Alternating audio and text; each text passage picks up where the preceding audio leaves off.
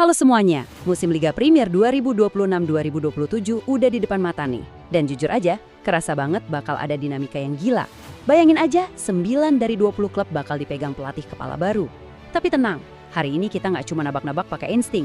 Sebagai analis, kita bakal pakai data objektif dari superkomputer Opta yang udah muterin 10.000 simulasi. Kita bakal bedah bareng-bareng nih prediksinya, jadi siapkan catatan kalian. Oke, ini dia starting lineup pembahasan kita hari ini. Mulai dari kandidat juara, lalu persaingan panas ke Liga Champions, terus turun ke zona merah degradasi, dan terakhir kita bakal ngintip sedikit di balik layar cara kerja si superkomputer ini. Langsung aja kita masuk ke bagian pertama yang pastinya paling ditunggu-tunggu. Siapa yang bakal angkat trofi musim ini? Nah, dari 10.000 simulasi itu, angkanya benar-benar menarik. Arsenalnya Mikel Arteta ternyata difavoritkan banget buat mempertahankan gelar juara dengan peluang 38%. Terus diikutin Manchester City di 20,5% dan Liverpool di 9,2%. Jelas banget kan di sini kalau superkomputer ngerasa stabilitas The Gunners itu jadi modal besar dibandingin rival-rivalnya yang masih meraba-raba skema baru. Terus kenapa sih Arsenal sekuat itu di mata komputer? Kalau kita bedah, kuncinya ada di pertahanan mereka yang solid banget. Musim lalu, angka expected goals against atau ancaman gol yang mereka hadapi itu cuma 0,74 per laga. Ini rekor yang gila banget buat ukuran Liga Premier. Belum lagi sekarang ada Bruno Guimaraes yang rajin banget menangin duel dan tackle. Di sisi lain, Manchester City emang masih punya mesin gol kayak Erling Haaland. Tapi mereka lagi masuk fase transisi nih bareng pelatih baru, Enzo Maresca, yang mewarisi beban berat gantiin Pep Guardiola.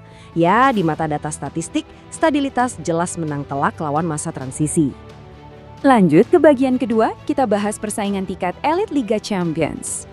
Kebayang gak sih, dengan 9 klub yang ganti pelatih, siapa kira-kira yang bisa langsung nyetel? Di Liga Premier, waktu buat adaptasi taktik itu barang mewah yang jarang dipunya manajer. Kalau kita lihat tabel ini, Arsenal dan City kelihatan nyaman banget di atas 69%. Tapi coba deh perhatiin yang di bawahnya. Aston Villa ada di 33,8% dan Newcastle racikannya Matthias Jaisle di 26,2%. Mereka ini beneran berpotensi mendobrak dominasi tim tradisional. Khusus buat Newcastle nih, walaupun mereka baru kehilangan nama besar kayak Anthony Gordon sama Sandro Tonali, sejarah data Opta nunjukin kalau tim ini nggak main di Eropa tengah pekan, peluang mereka nembus 5 besar malah meroket tajam karena fisik pemainnya jauh lebih fresh. Oh, dan kita nggak bisa ngelewatin satu angka raksasa ini. 350 juta pound sterling. Itu modal belanja fantastis yang dikasih ke Xabi Alonso di Chelsea musim panas ini. Dengan formasi 3-4-2-1 andalannya, ditambah talenta macam Cole Palmer dan Joe Pedro, plus, sekali lagi, absennya mereka dari kompetisi Eropa, wow, Chelsea beneran jadi kuda hitam yang super bahaya. Data superkomputer bisa nangkep banget potensi ledakan dari skuad mereka ini. Sekarang kita turun ke dasar klasemen, bagian ketiga, zona merah degradasi. Ini pertarungan hidup mati sesungguhnya.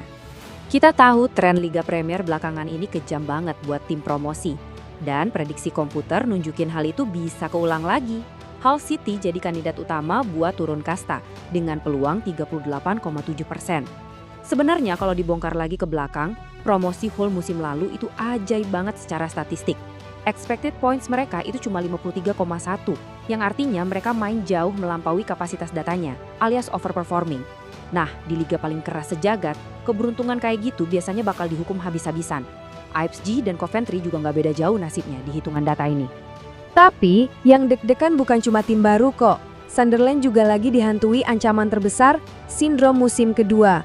Peluang degradasi mereka menyentuh 25,9%, padahal musim lalu mereka sukses finish ke-7. Kok bisa?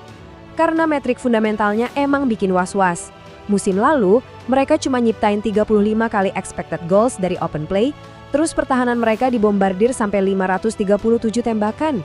Secara taktik, kalian gak bisa terus-terusan biarin musuh nembak ratusan kali dan berharap kiper kalian terus jadi pahlawan. Cepat atau lambat, hukum rata-rata statistik pasti bakal mengejar. Masuk ke bagian keempat. Gimana sih sebenarnya si superkomputer ini kerja ngeracik angka-angkanya? Biar 100% objektif dan bebas dari opini manusia, prosesnya tuh sangat sistematis. Langkah pertama, mesin ngitung peringkat kekuatan historis tiap tim dicampur sama probabilitas pasar taruhan.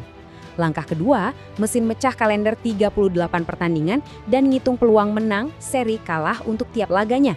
Ngelihat siapa lawannya. Dan yang ketiga, ini kuncinya. Dia nggak cuma menebak sekali. Komputer ini ngeran 10.000 simulasi dari jadwal liga semusim penuh.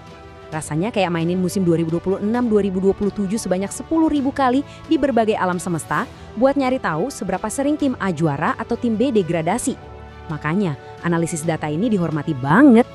Jadi, itu dia peta kekuatannya. Tapi ingat, pada akhirnya sepak bola itu dimainin di atas rumput hijau, bukan di dalam sirkuit komputer. Data udah ngasih cetak birunya. Arsenal paling difavoritkan karena stabilitas taktik mereka. Sementara pergantian manajer bikin tim lain kelihatan rentan. Tapi drama, emosi manusia kan nggak bisa diprediksi murni pakai persentase.